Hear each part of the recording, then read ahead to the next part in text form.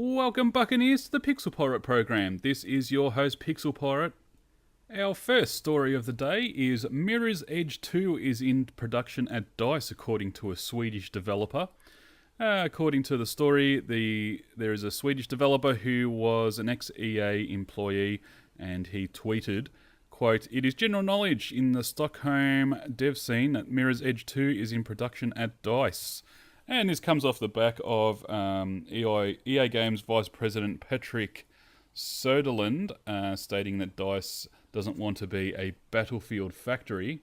So that's very interesting news, and I think it's very encouraging actually, because we need more varying games. Even though it's a sequel to a game that came out a while ago, its gameplay was extremely interesting, and I hope that the second game is extremely popular, so that sort of pushes EA in the direction of creating more and varied games rather than the same old crap that they keep putting out with 6 sequels to games and stuff like that. So we'll see what happens, and it's not even confirmed that the Mirror's Edge 2 is even in production by DICE, so hopefully it is, and hopefully it's a good game.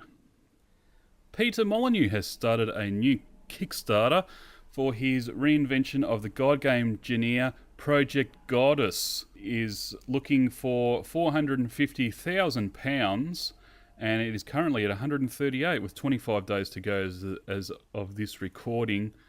Now, I'm of two minds of this Kickstarter. First of all, he comes from a massive background of developing games. I have no idea why he needs to crowdsource a game of his. He has enough money to finance it himself, as far as I know. And also, he's well known for telling sort of porky pies, really, about his games. He kind of overhypes them to the nth degree, and does not deliver on anything. He's most famous for developing the Fable series and talking rubbish about them, essentially. Most notably, the number 2 in the series, where he said, "You can do anything," and you couldn't. He's not really one that you could trust, as far as I'm concerned. I'm sure he'll deliver the game. There's no doubt about that. If it gets crowdsourced, but will he deliver on the promises of what he said he'll deliver? So time will tell, I guess. There's 5,000 backers for it, so it's gaining speed. I guess once it's developed, we'll see more about it. Activision announced today that the Call of Duty Black Ops 2 made $500 million in its first day at retail, which is a staggering number. I can't believe that it sold that many. Although it's not really surprising, considering that Modern Warfare 3 sold 400 million, and that held the previous record. According to GameStop, the game shifted 1 million copies, and Amazon said that it was its most pre-ordered game ever. So even though people complain a lot about Call of Duty as a franchise, it's still selling and people still want it. So I'm sure that Activision will continue making them for as long as they make money.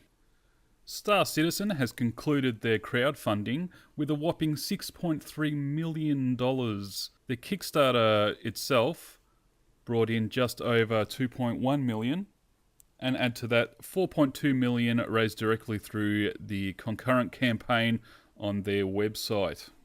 According to the developer, they've also raised $1 million in preliminary development through investors, and now that all the crowdsourcing is over, they are expecting much more.